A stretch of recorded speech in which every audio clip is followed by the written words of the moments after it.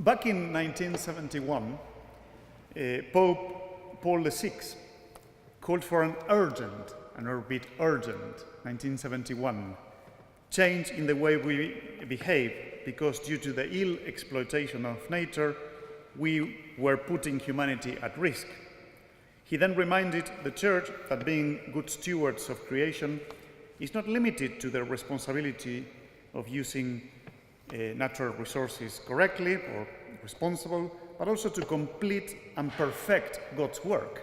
That's what Christians believe, which means loving, respecting, and sharing the goods that God has given us. Now, in 1990, Saint John Paul II repeated this urgent, radical call for change, but with a strongest emphasis. He explained that destroying the environmental harmony is a sin. He put it bluntly. And as any sin, it requires conversion. An ecological conversion, he said, that can change our personal and collective selfishness, particularly reflected in the socio-economic structures, a change through which we can discover the intrinsic value of human beings and of other creatures. In 2007, Pope Benedict XVI insisted on the need for conversion and for new lifestyles, particularly the new lifestyles of the developed world. He asked us to use our freedom responsibly in a way in which, even through economics, we can respect God's creation and build relations of solidarity among the members of society, particularly with the weakest members of society. Unfortunately, despite the Pope's urgent calls and the warning of the vast majority of the scientific community, we kept doing business as usual.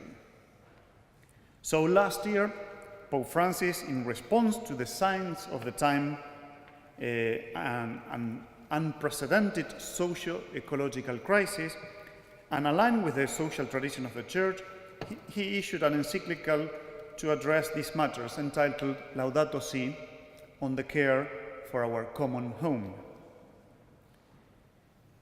Now, after describing what the Church worldwide witnesses and suffers every day, meaning air and water pollution, global warming and loss of biodiversity, unemployment and inequality, and a particular pace of living that promotes consumption and a throwaway culture, Pope Francis calls for an urgent, again urgent, but new and honest dialogue, as Jenny was saying in the introduction.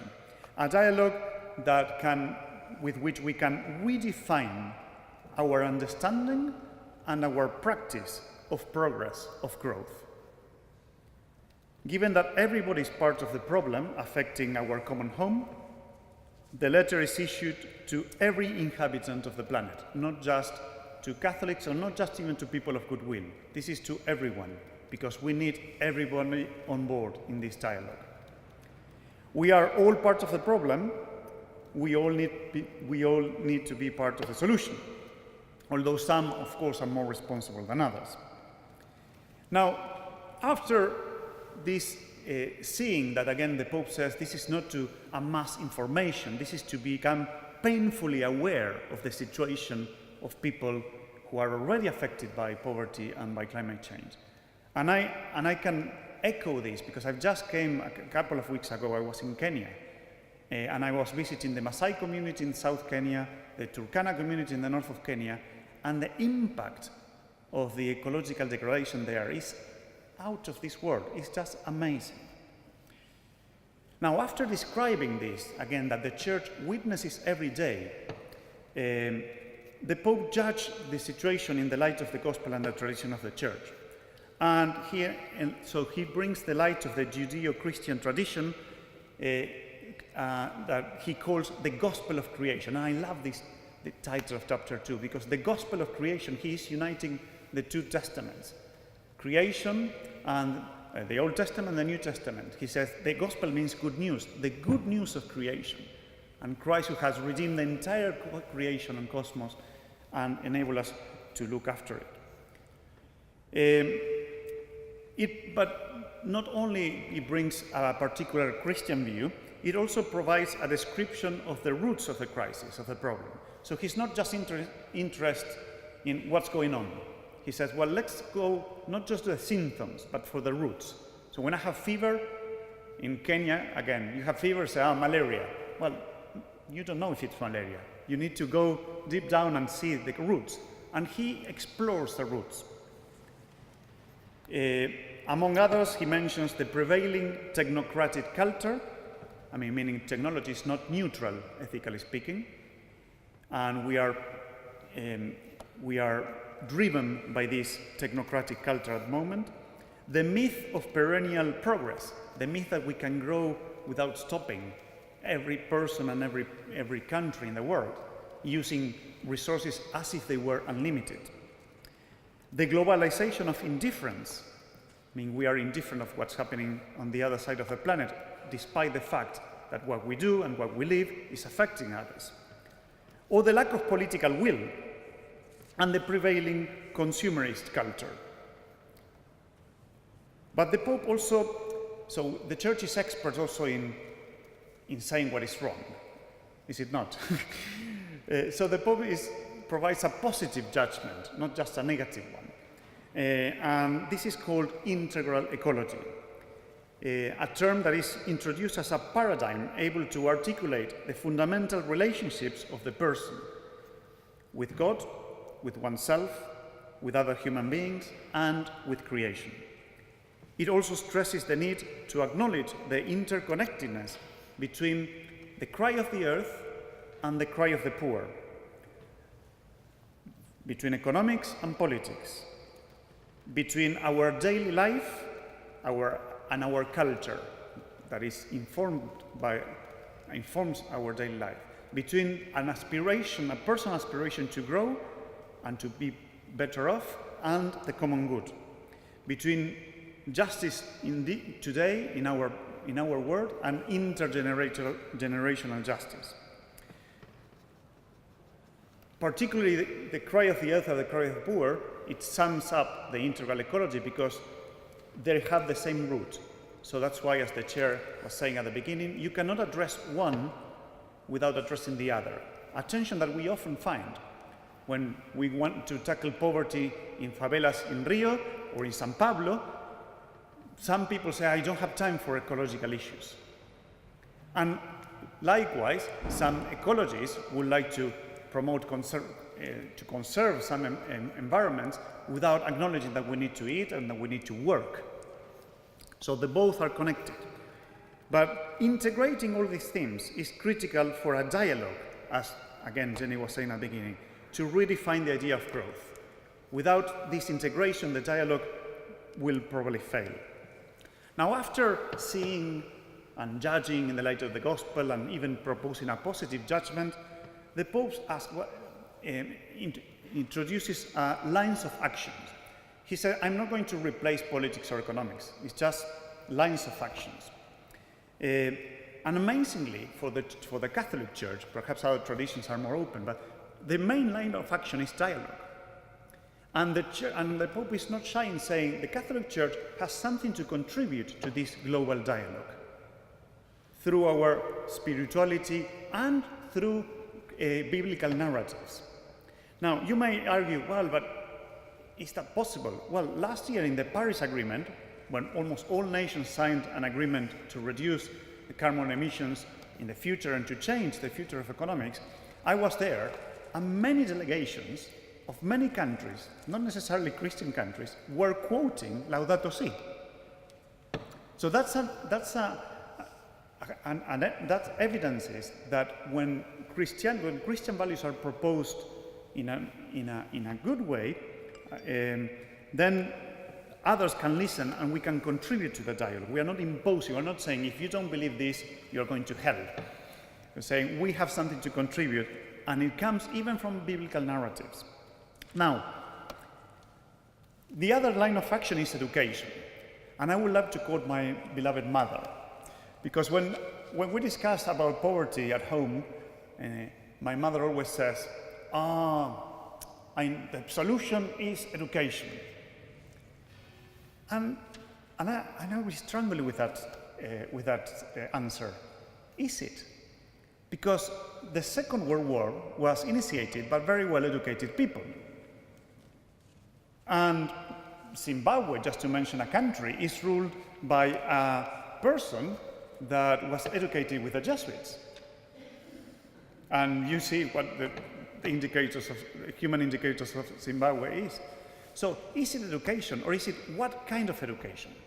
And Pope Francis develops a little bit the education that is needed, in not just at schools, at university, but the education that is needed to counter the myths that are the overarching myths that a utilitarian narrative is encouraging us to believe, such as this myth of progress, the throwaway culture, the consumerist behavior, etc. But another line of action, I would say, there's a lot of emphasis on politicians, a lot of emphasis of this is a change on about climate change, environmental issues, social issues, impossible without good policies. And the Pope dedicates a lot of time to that. But I would like to spend my last minute, to say something about finance and investment. What can we do? The people who work in the city of London, what can we do? Well, apart from promoting or responding to the call of urgent ecological conversion, personal, and changing the way we consume and we waste, what we can do is to promote a new understanding of economics. For some reason, in the title of the encyclical is home. Home is, the word in Greek is oikos. Oikos is the root for oikonomia, economics, for oikologos, ecology, and for oikumene, ecumenism.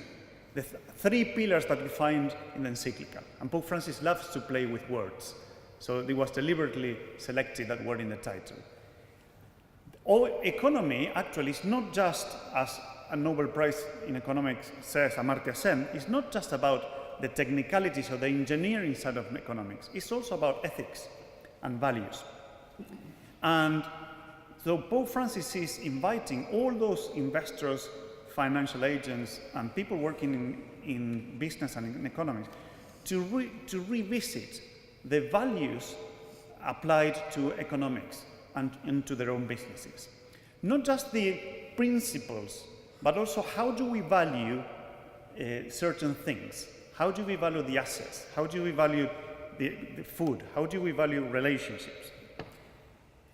And one key issue of the encyclical is about the short-termism that is happening at the moment in politics and in economics.